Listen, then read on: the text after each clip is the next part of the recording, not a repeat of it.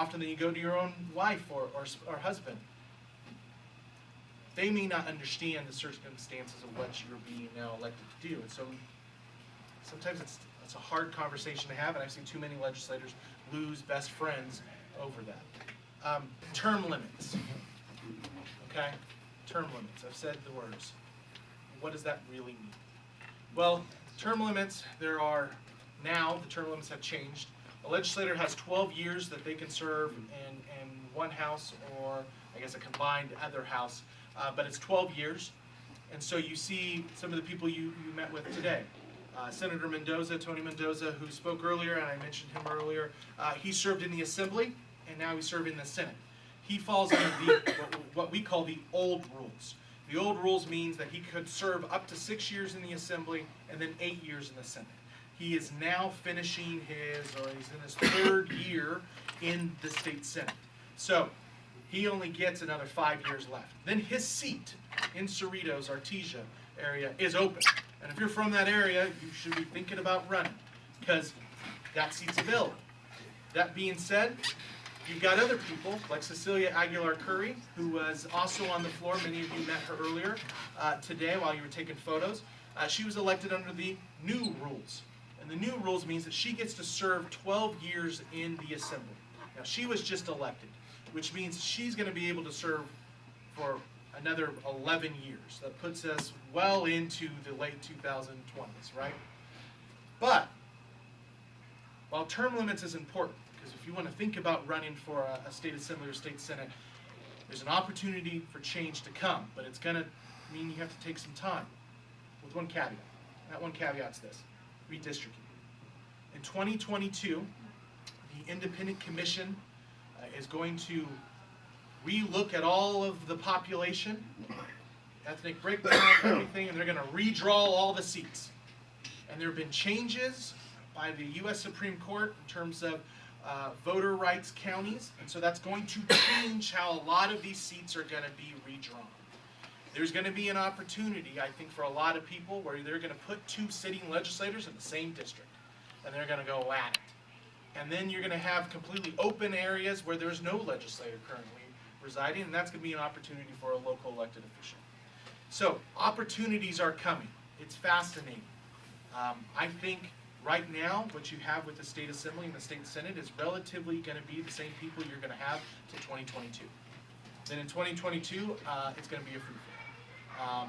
And so I'm interested to sort of see exactly where political parties, where political special interest groups, like what I represent, and unions like Mike represents, where we're going to spend our money, where we're going to spend our resources. Who you are as a candidate is really, I think, the one thing you can control. The next thing, I think you also can control, and that is, how much money do you have? I'm not talking about personal wealth. I'm talking about campaign dollars. Sacramento is not the cash register, folks. People think you come here, you get the money, and then you leave, and then that will help fund your races. Is that true? Not always. Is it true in some situations? Well, of course. There's always some example that breaks the rule.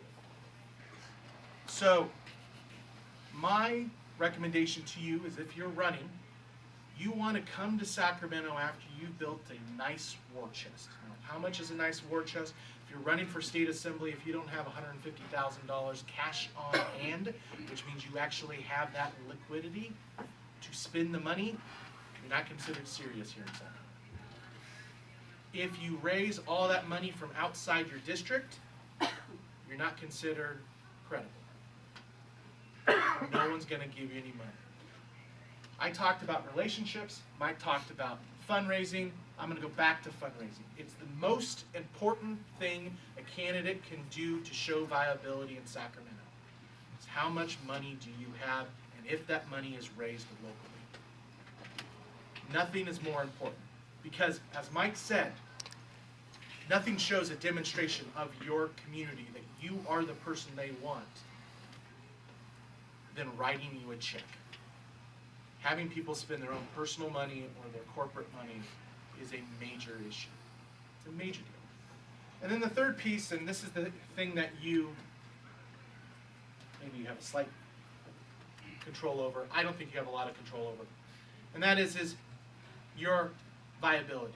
If you have the endorsement of a lot of other local elected officials, and let's say you're running for a statewide office or running for a state assembly, and you've got every mayor of every city in your district has endorsed you, I think that is also a demonstration of showing how viable you are. At the end of the day, though, endorsements honestly mean nothing. It just is a validator for you. Hey, I'm endorsing this guy, I believe in him, okay, great.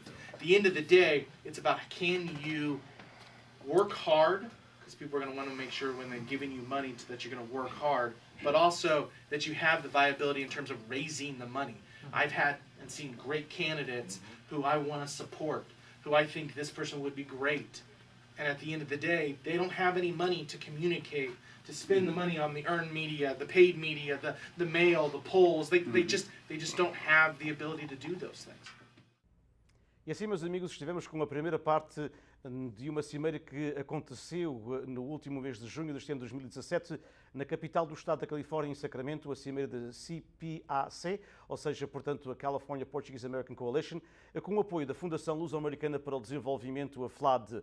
De hoje a 15 dias, no próximo programa Os Portugueses no Vale, estaremos consigo apresentando a segunda parte desta cimeira. Esta é, portanto, uma cimeira que aconteceu, como eu disse, no mês de junho e que vamos apresentar em 3 programas distintos aqui no canal 49, no programa Os Portugueses no Vale. A segunda parte será na próxima edição dos Portugueses no Vale. Foi com muito gosto que estivemos na vossa companhia. Um abraço e até sempre.